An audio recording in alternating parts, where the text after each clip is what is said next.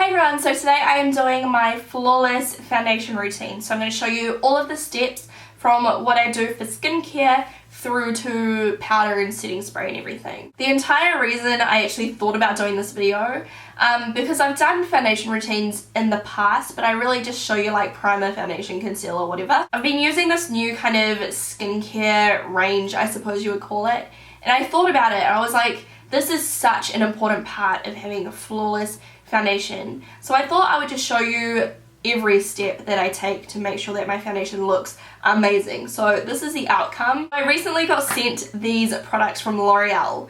I get sent a lot of products, you know how it is, so I just kind of thought, you know, I'll try it later. And then I saw a lot of people on my beauty page raving about it, and actually a couple of my friends have started using it, so I thought I had better give it a go. I'm actually really liking it. There are basically 3 different steps that I took in this video.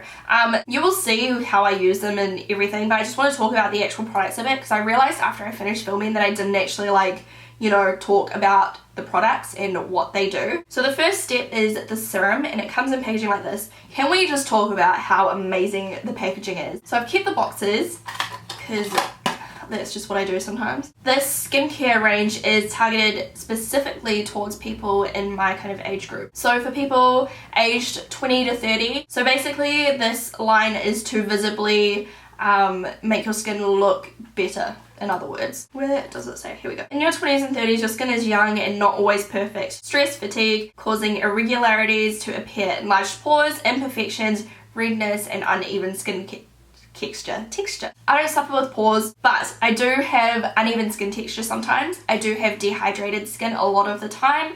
The reason I like this for myself is when I use it, I notice that it really hydrates and plumps my skin. Like, I use it and instantly my skin feels soft, hydrated. It feels like I've just injected it with lots of juice. So the serum is my favorite by far. And then if my skin is feeling quite dehydrated, I do follow up with the Skin Perfection moisturizer. This one is it says it is enriched with Perline P, a combination of 3 perfecting actives to optimize the quality of your skin surface, pores, skin texture, and skin tone. Picture perfect skin from every angle. So basically it's just a skincare line which is really aimed towards making your skin appear and feel amazing, which is perfect for makeup. And then the other thing here is the L'Oreal Skin Perfection, which I explained in the video also. And then of course, all of the other products I'm going to show you. This is the finished look. My skin looks so smooth, it doesn't look cakey. It's all about hydrating your skin and really prepping your skin for your foundation so that it goes on smooth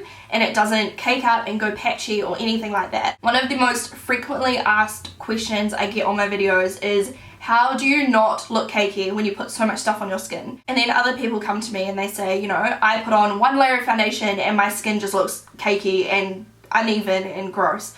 So hopefully this will help. I really go into detail. This video is going to be long. Having skincare that really does something great for your skin is so much beneficial than spending $100 on a foundation and then not actually prepping your skin, because no matter how expensive that foundation is, it's not going to look good unless you treat your skin well. So I hope you guys enjoy this video. Obviously all opinions are my own. I've been using them for about 1.5 to 2 weeks, and so far I'm really liking them, so I thought I would tell you about it. So without further ado, if you want to see how to get this flawless face, then stay tuned. So first step, clean face. So important. You don't want to put any makeup on if you've already got makeup from last night on your face still. Even if you washed your face last night, when you wake up you still want to wash your face, because while you sleep your skin is doing its thing. It's producing oil, dead skin cells, all of that kind of thing. And I find that my makeup goes on the most flawlessly when I have cleansed my face and perhaps exfoliated as well if I need it. It makes the world of a difference on how your makeup will settle on your nose and on your chin and just in general. Get your hair out of your face. You don't want to be like getting foundation all in your hair. It doesn't stop with washing your face. So right now I have nothing on my skin apart from some lip balm. So for the past, how long have I been using this? I think I've been using it for about 1.5 to 2 weeks. It is the Skin Perfection by L'Oreal. Basically it's just a serum. So what serums are basically super potent usually quite hydrating formulas which soak into the skin really nicely, make your skin look really fabulous and glowy. So this one here, I like to take like a pump and a half, which is about that much, and then I just kind of massage it into my face. So all of these steps that I'm doing here, I normally don't do on camera because, let's be honest, it looks kind of boring because you can't see the cake going on my face. No, I'm just kidding. Not really kidding, but anyway. So once that's in, I like to let it sit there for like 30 seconds to a minute, just to let it really soak into my skin. The reason I really like this serum, sometimes I use the serum alone without using the moisturizer afterwards, just because my skin, I don't know, like it just feels really, really hydrated. It feels really soft. And I feel like it gives me a subtle glow. Like, I don't know if you can see that on my skin right now. But for days when I feel very, very like dehydrated or like my skin's feeling a little bit dry, I like to mix it with the moisturizer. This is the Correcting Day Moisturizer. So it's supposed to correct your skin tone. It's supposed to correct your like texture and just all of those kinds of things. This moisturizer is quite thick, which I prefer because I do have normal to drier skin. But it soaks in so easily. It's not like some moisturizers where you put them on, they're really thick and they kind of feel like they leave a film over your face. This one soaks in. And the reason it's important to moisturize before you put on your makeup, even if you have oily skin, is because it just helps to hydrate your skin. It helps to minimize any dry patches on your face. It helps to settle your skin. It just helps with everything. Hydration is so important with your skin. So you need to be moisturizing, drinking lots of water, etc. And the reason I suggest doing things like serums and oils even if you have oily skin is because when you use a oily kind of substance on your face, it tricks, I don't know how exactly it works, but basically your oil glands are like, oh, there's already lots of oil there, I better not produce too much. Now this next step is also something I don't do every single time. It depends on the condition of my skin, and again it's from the Loreal Skin Perfection line. This is their Magic Touch Instant Blur. This is very similar to the other kind of like pore filling, pore primers. It's like a thick kind of silicone formula that glides on over top of pores and helps to fill them in and hide them. So when you put your foundation on top, it doesn't sink into your pores, doesn't sink into any fine lines, etc, etc. But for me, I don't really have visible pores.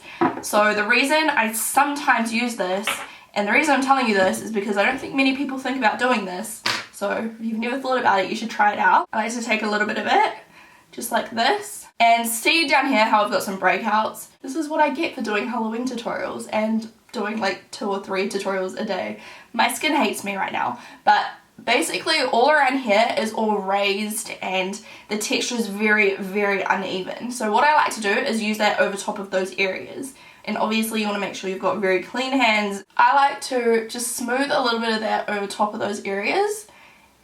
You know, sometimes when you have little breakouts or little bumps under your skin and then you put foundation on top and like you can see them way more intense because they're like emphasized. This just helps to minimize that. The reason I've been actually liking this one compared to others that I've tried, because I'm not usually a big fan, this one is very thick, so it really helps to create a barrier. Now that all my moisturizers and everything is set into my skin, it's feeling nice and soft, so I'm going to move on to the actual like makeup part. I like to take a primer, and my favorite ones at the moment are these two, Prime Time or Stila One Step Correct. I'm going to use my One Step Correct by Stila. I like to take about a pump and a half on my fingertips and just massage this into my skin, and it's got a little bit of a green tint to it. So if you have any redness, primers like this are really, really good because they help to counteract the redness in your skin. And then anywhere I put that other base, I just kind of like make sure I'm very gentle around those areas, but it usually stays pretty set in place. You just want to be careful not to rub it around. And then something I never really emphasize in my tutorials while I'm doing like chit chat, get ready with me videos and blah blah blah.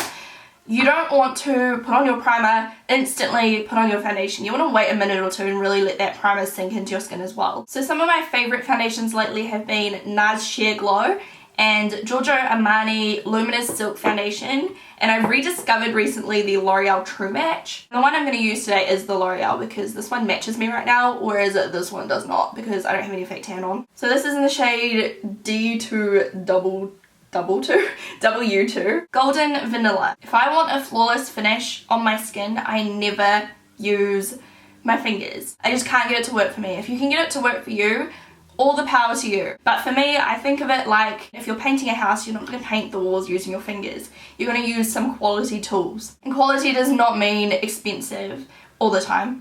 Two of my favorite ways to apply my foundation. These are my go-to ways. Depending on the foundation, some work better with a sponge, some work better with a brush. My XO Beauty flat top face brush, and then my Real Techniques. I forget what the technical name of this is, but it's I think it's like a miracle blending sponge, I don't know. When you're looking for a flawless foundation, I recommend the ones I just showed you because, for example, the True Match here, it's really, really easy to blend. You don't want something that's too thick.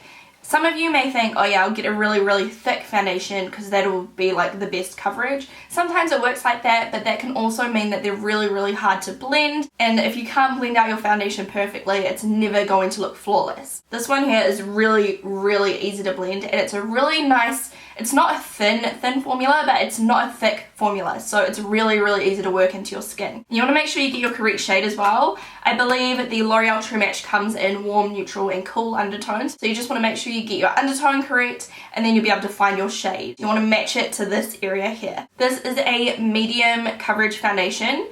Medium coverages are my favorite because most of the time you can build them up to be a full coverage. If you start flat out with a full coverage foundation, you can get that cakey look. Whereas if it's a medium, you can apply it all over your skin, and then you can kind of target the areas where you need a little bit more coverage. So I'm going to show you how I do it now. I like to take a clean flat surface, so sometimes I'll take a box that I've used for my eyelashes and I'll just apply a little bit on the back. So there is 2 pumps, and then I'm going to take my flat top brush. Make sure you clean your brushes often. Do not try to do a flawless face look with a brush that is completely filthy. This one isn't clean, but I have washed it recently, so I've used this like 2 times since I've washed it. So what I like to do is get an even coverage of foundation all over, and then I start by stippling it. And I'm going to do half my face. Make sure you bring it down your neck and your ears. Do not forget your ears. And then once it's kind of stippled, I like to buff it in. The reason I like to buff it, and some people get scared of buffing, don't be scared of buffing. What buffing does is it gets it into your skin. It makes it settle in. It doesn't just look like it's sitting on the surface of your skin. Sometimes you go up close to girls and you can just see the foundation sitting on their face, and you don't want that. So this is like the thinnest layer on earth. You can already see how much it's evened out my skin tone compared to this side. For every day, I would rock this. So that is like a light to medium coverage because I didn't use too much product. But then what you can do is you can take a little bit more product on your brush, and then I've got some redness here and on my chin, and you can target where you want a little bit more coverage. And with the second layer, I like to just stipple it on, but still make sure you blend it out really nicely because you don't want any edges or any cakey patches. So you can see how nicely that just completely blended in with my skin, and it looks flawless. You do not have to have cakey, thick, intense coverage to look flawless. You can still have a little bit of your skin showing through. Like I've got a little bit of pink just up here that I haven't tried to cover because I think it looks more natural. It still looks flawless, but it doesn't look cakey, heavy, etc. I'm going to do the rest of my face now. So if I zoom in, you can still see the texture of my skin. And on my chin, apart from the giant, huge pimples, all of those little ones that I had are so smooth from that, where is it? This product here. It just completely made like a little barrier over top of them, so it's really, really smooth across my chin. Which thank goodness, because those little bumps drive me crazy. Now I'm just going to use a little bit of concealer to conceal the big zits. Now because these breakouts are like real bad, because I might have been trying to pop them, they're never gonna be able to be hidden properly. This is why you don't mess with breakouts, but I'll never learn. And then under my eyes, I like to use something a little bit more moisturizing. At the moment, I like Pro Conceal by LA Girl. So I just like to put a little bit, slash that's probably too much, but YOLO. Just tap it really gently, and that will help to just apply it super evenly and super gently to your eye area. I like to gently kind of swipe it around first to warm up the product, and then once I've done that, I tap it. Then the last step is to set everything down, of course. The reason you want to set everything is because otherwise it will not last. I like to use the MAC Studio Fix powder. This is in C30. It just looks really, really good. It makes your skin look airbrushed and flawless, but it doesn't look heavy. You don't want to use too much product because otherwise it will look cakey. So what I do is I take a brush, like a kabuki brush, literally like dab it like that, and then you want to just stipple it on your face. If you rub like this, it's going to ruin all of the work you just put into making it really smooth. It's going to pull your foundation around and mess it all up. So just dab it around. And I'm not putting any on my eye area because we're going to set that with a different powder. The reason you don't want to set your under eye area using your normal powder is that you want something a little bit finer. So you want something that's not going to cake up, or anything that's going to feel really heavy under your eyes, because if you use something really heavy, it's just going to cake up and feel really, really grotty under there. So I like to use this yellow powder by Anastasia Beverly Hills, which is especially for highlighting your face and going under your eyes and everything. And I use a small tapered face brush by XO Beauty. You just take a little bit of product and stipple it again. You don't want to swipe it around. You do that last. So you pat it on. And then once you've pat it on, you can kind of just blend it out a little bit so it doesn't look too much. And then the very last step I like to do is set my makeup with a setting spray so that it lasts all day long. Setting sprays just help to stick everything down in place and help everything last longer. So the one I'm going to use today is by Catherine H. I did a first impression review on this. I've been using it a little bit more since that, obviously. And sometimes I find when you spray it, it kind of goes like, I don't know, like it doesn't spray out really, really fine every single time. So I like to do a test spray first. And just spray it once and then spray it on my face. And then just let that set. Any makeup spray you have will do. Even Fix Plus by MAC. Fix Plus will not make your makeup last longer, but it'll still set your makeup. And what I mean by set is it'll help settle all of the powder down so your face won't look powdery. Here's a close-up of my skin. So you can still see the odd imperfection, a little bit of pinkness in my skin still, but I like that because it stops your makeup from looking cakey. It doesn't look natural. I was going to say it looks natural, but no, it doesn't look natural, but it doesn't look overdone cakey. It just looks flawless and beautiful. And that is it. So that is my flawless makeup routine. Obviously from here I would go on to highlighting, contouring, blushing, eyebrows, eye makeup, blah blah blah. I'm not going to do that in this video because this video is already a million years long, but I am going to film myself doing my contouring now, so keep an eye out for that video coming later on, maybe next month. I hope you guys found this video helpful. If you did enjoy this video, please give it a big thumbs up. It really helps me, you know, get my videos out there and reach more people. I love you guys so much and I'll talk to you soon. Bye!